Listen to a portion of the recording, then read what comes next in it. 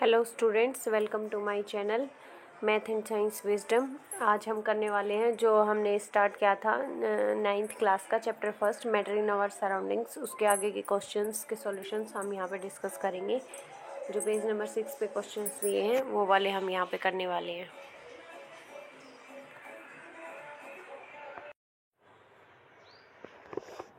अब है हमारे पास पेज नंबर 6 का क्वेश्चंस। तो पहले इन्होंने क्वेश्चन दिया है कि the mass per unit volume of a substance is called density. Density की डेफिनेशन होती है arrange the following in order of increasing density.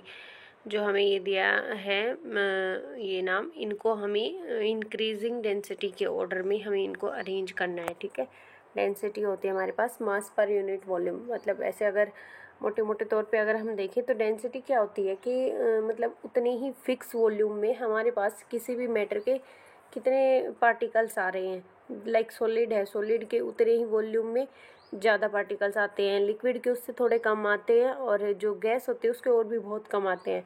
तो गैस की डेंसिटी हमारे पास कम हो गई, सॉलिड की उससे ज़्यादा हो गई, सॉरी लिक्विड की उससे ज़्यादा हो गई, सॉलिड की सबसे ज़्यादा हो गई डेंसिटी। तो इसी वे में हमें देखते हुए हमें इनको अरेंज करना है कि इंक्रीजिंग डेंसिटी के उसमें ऑर्डर में। ठीक है, सबसे पहले जैसे कि गैस है उनकी सबसे कम होती है डेंसिटी, फिर लिक्विड और फिर सॉलिड। तो सबसे पहले हमारे पास आएगी एयर, उसके बाद आएगा एग्जॉस्ट फ्रॉम चिमनीज। चिमनीज का एग्जॉस्ट इसलिए आएगा एयर के बाद में क्योंकि उसके अंदर हमारे पास कार्बन पार्टिकल्स होते हैं, जबकि एयर में उतने कार्बन पार्टिकल्स नहीं होते। जैसे हमें दिखता है कि वो धुआं होता है तो उसमें थोड़े से ज़्यादा पार्टिकल्स रहते हैं, तो उसकी डेंसिटी एयर से ज़्यादा हो गई। उसके बाद आ गई जैसे लिक्विड की बारी आ गई तो फिर आ गया हमारे पास वाटर, और वाटर में भी वाटर और उससे ज़्यादा हो गई हनी की। हनी भी हमारे पास ऐसे लिक्विड होता है लेकिन वाटर से उसकी डेंसिटी ज़्यादा होती है। उसके बाद कॉटन, फिर चाक और फिर आयरन। ओके, तो अभी हम देखते हैं नेक्स्ट क्वेश्चन। नेक्स्ट क्वेश्चन है कि हमें ये जो डिफरेंट स्टेट्स होती हैं मैटर की, लिक्विड, सॉलिड और गैस, इनकी हमें कैरेक्टरिस्टिक्स बतानी है। ठीक है, उनको एक टेबल की फॉर्म में हमें बताना है, और देन उसके बाद बी पार्ट में हमें कुछ दी हुई हैं प्रॉपर्टीज़, इनको हमें एक्सप्लेन करना है। ठीक है, तो फर्स्ट पार्ट हम देखते हैं। यहाँ पे एक साइड हमने लिखी हुई है कैरेक्टरिस्टिक्स, फिर सॉलिड, लिक्विड, गैस की हम अलग अलग बताएंगे। जैसे सबसे पहले हम शेप के बारे में बात करते हैं तो सॉलिड की एक फिक्स शेप होती है, लिक्विड जो होता है उसकी फिक्स शेप नहीं होती है। जैसे कि हम उसको किसी भी बर्तन की किसी भी शेप के बर्तन में हम उसको डालते हैं ना तो उसी की शेप वो ले लेता है, तो उसकी अपनी कोई शेप नहीं होती, और गैस की भी नहीं होती अपनी फिक्स शेप। नेक्स्ट हमारे पास है वॉल्यूम। सॉलिड का हमारे पास फिक्स वॉल्यूम होता है, लिक्विड का वॉल्यूम तो फिक्स होता है, ओनली उसकी जो शेप है वो फिक्स नहीं होती, और गैस का हमारे पास फिक्स वॉल्यूम भी नहीं होता है। ठीक है, फिर होती है रिजिडिटी। रिजिडिटी मतलब कितने कठोर हैं वो, तो सॉलिड हमारे पास कठोर होते हैं, और रिजिड, लिक्विड कठोर नहीं होते और गैस भी नहीं होते, तो नॉट रिजिड, नॉट रिजिड। उसके बाद बात करते हैं इंट्रामोलिकुलर फोर्स। इंट्रामोलिकुलर फोर्स क्या होती है? मॉलिक्यूल्स के बीच का जो फोर्स है वो, उसके बारे में हम बात करेंगे। तो जो सॉलिड है उनके जो पार्टिकल्स होते हैं उनके बीच में बहुत ही ज़्यादा अट्रैक्शन फोर्स होता है, तो मैक्सिमम हम कह सकते हैं कि इंट्रामोलिकुलर फोर्स होता है सॉलिड के केस में। उसके बाद है लिक्विड। लिक्विड में सॉलिड से कम होता है इंटरमोलिकुलर फोर्स, और गैस है उसके अंदर तो बहुत ही कम होता है, वेरी लेस। फिर इंटरमोलिकुलर स्पेस के बारे में बात करेंगे तो सॉलिड्स के बीच में तो मैंने बताया कि उनके बीच में तो स्पेस ना के बराबर होता है, तो वेरी लेस उसको हम कह सकते हैं। लिक्विड के बीच में सॉलिड से ज़्यादा होता है थोड़ा स्पेस, और गैस के जो हमारे पास मॉलिक्यूल्स होते हैं उनके बीच में स्पेस मैक्सिमम होता है। फिर बात करते हैं हम कंप्रेसिबिलिटी की, मतलब हम उसको प्रेस कर सकते हैं नहीं, मतलब उसको दबा सकते हैं कि नहीं, कंप्रेसिबिलिटी। तो सॉलिड की नेग्लिजिबल होती है, हमें पता है सॉलिड को हम प्रेस नहीं कर सकते। लिक्विड उसकी कंप्रेसिबिलिटी होती है, और गैस हाईली कंप्रेसिबल होती है, मतलब उसको हम लिक्विड से तो उसकी बहुत ही ज़्यादा होती है कंप्रेसिबिलिटी। जैसे कि हमें पता है ना कुछ गैसेस भी होती है जिनको हम कंप्रेस करके लिक्विड में कन्वर्ट कर सकते हैं, तो बहुत ही ज़्यादा उनकी कंप्रेसिबिलिटी होती है। उसके बाद ये जो सेकंड पार्ट है इसमें जो हमें दिए हुए कुछ प्रॉपर्टीज़, इनको हमें डिफाइन करना है, इनके बारे में हमें बताना है। सबसे पहले हम बात करते हैं रिजिडिटी। रिजिडिटी क्या होती है? अभी मैंने बताया उसको कठोर जो होते हैं, सख्त मतलब कितना है उसको हम रिजिड बोलते हैं वैसे नॉर्मल अपनी भाषा में। तो property by which an object retains its shape and size is called as rigidity, मतलब वो जो भी उसकी शेप और साइज़ है ना वो उसका फिक्स रहेगा, उसको आप दबाओगे तो भी, और क्या नाम है उसकी फेस, मतलब उसके जो भी शेप साइज़ है वो उसका फिक्स रहता है, ये उसकी रिजिडिटी होती है।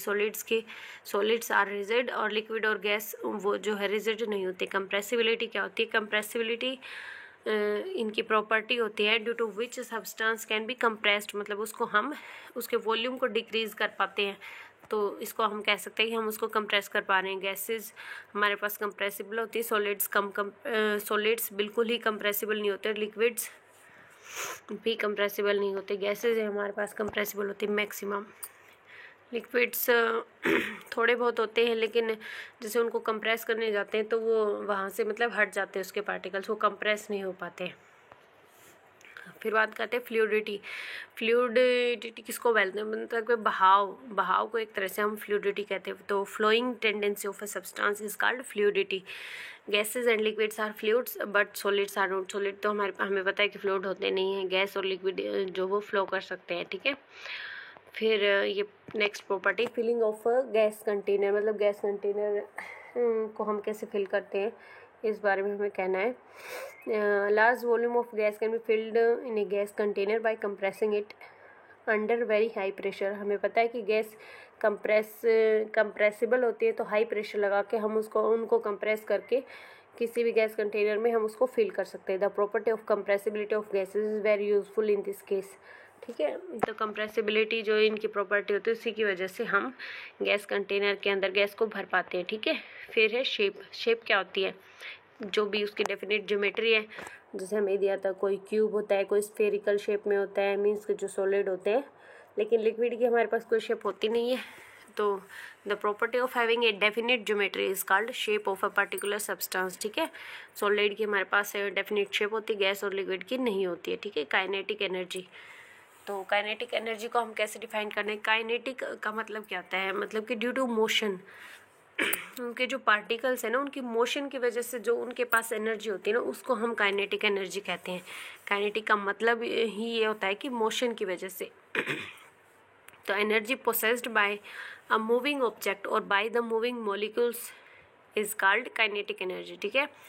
जैसे जैसे हम टेम्परेचर इंक्रीज करते हैं, kinetic energy of a substance also increases, क्योंकि उनके जो पार्टिकल्स हैं उनको एनर्जी मिल जाती है और वो मूव कर पाते हैं, और वो मूव कर पाएंगे, ज़्यादा से ज़्यादा मूव कर पाएंगे, मतलब ज़्यादा से ज़्यादा उनकी काइनेटिक एनर्जी होगी। Molecules of gas possesses highest kinetic energy, जो गैस के हमारे पास मॉलिक्यूल्स होते हैं उनकी हमारे पास हाईएस्ट काइनेटिक एनर्जी होती है। नेक्स्ट डेंसिटी के बारे में अभी हमने बात की, क्या होती है कि mass per unit volume of a substance is called density, ठीक है।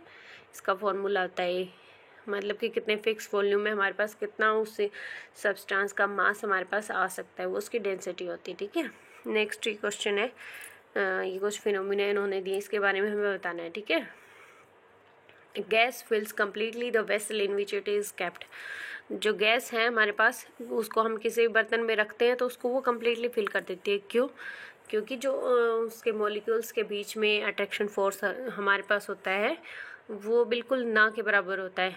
तो हम जिस भी उसको वेसल में डालते हैं तो गैस के मॉलिक्यूल्स जो है वो दूर दूर भाग जाते हैं, ठीक है। उनका अट्रैक्शन तो इतना होता नहीं है, तो मैक्सिमम स्पेस को वो ऑक्यूपाई कर लेते हैं, ठीक है। Force of attraction between the molecules of gases is negligible, so molecules of gas occupy the maximum space, ठीक है।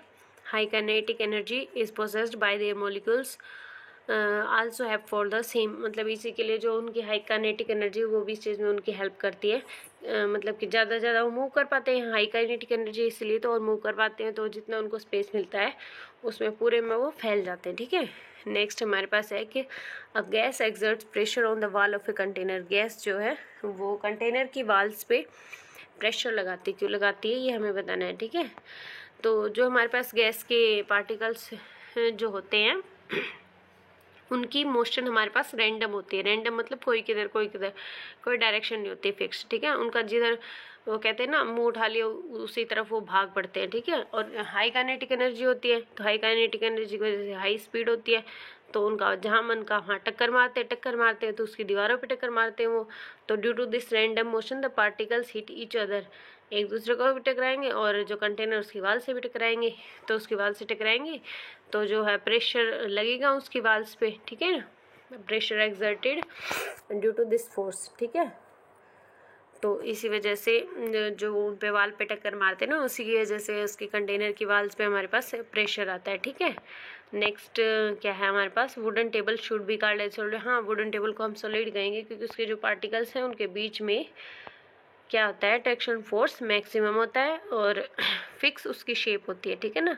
ऐसा तो नहीं कि अभी वो टेबल की शेप में है, थोड़ी सी देर में उसकी शेप में चला गया, चेयर की शेप में है ना, एक बार जो शेप बना दी उसकी वही रहेगी जब तक उसको तोड़ेंगे फोड़ेंगे नहीं, है ना।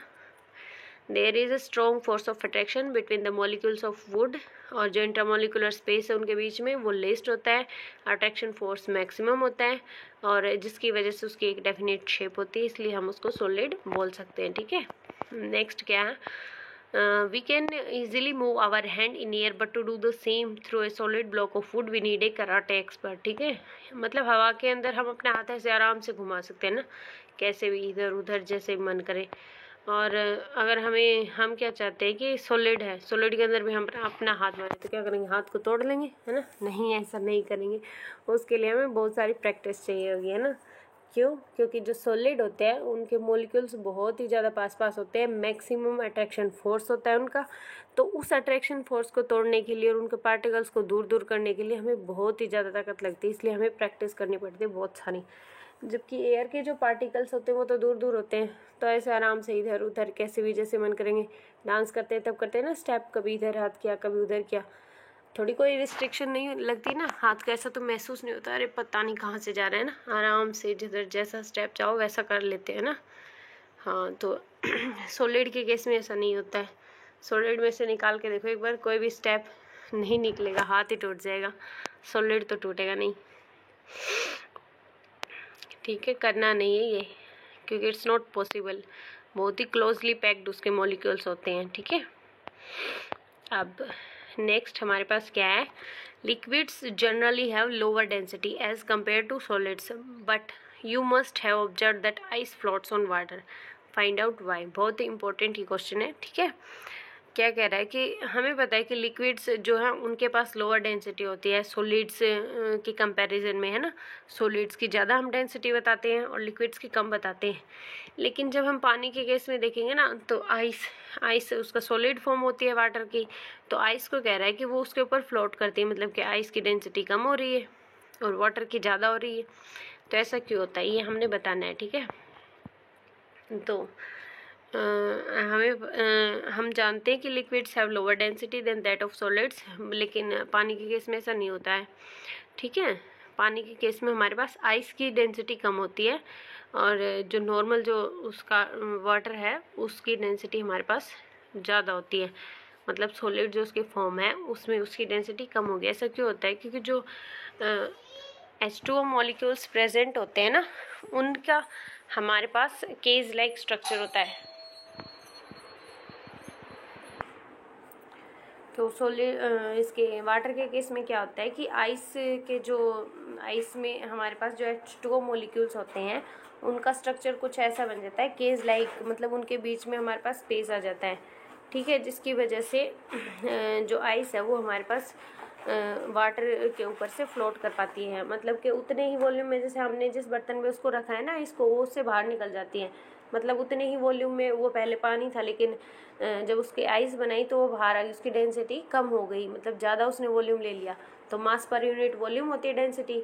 नीचे अब देखो वॉल्यूम हमारे पास ज़्यादा हो गया, मास हमारे पास सेम ही है, तो क्या इफेक्ट पड़ेगा? डेंसिटी कम हो गई है ना। फॉर्मूले से भी अगर हम देखेंगे इसको तो हमारे पास आइस की डेंसिटी कम हो जाती है, ठीक है, जिसकी वजह से उसकी डेंसिटी कम है, जिसकी वजह से वो वाटर के ऊपर से वो फ्लोट कर पाती है, ठीक है।